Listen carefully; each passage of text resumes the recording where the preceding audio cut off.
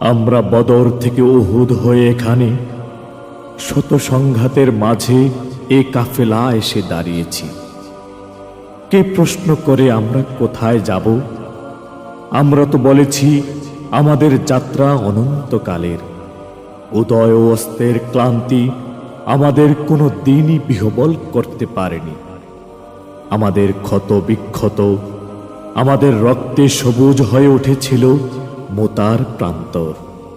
পৃথিবীতে যত গোলাপ ফুল ফুটে তার লাল বর্ণ আমাদের রক্ত, তার সুগন্ধ আমাদের নিঃশ্বাস বায়ু। আমাদের হাতে একটি মাত্র গ্রন্থ আল কুরআন।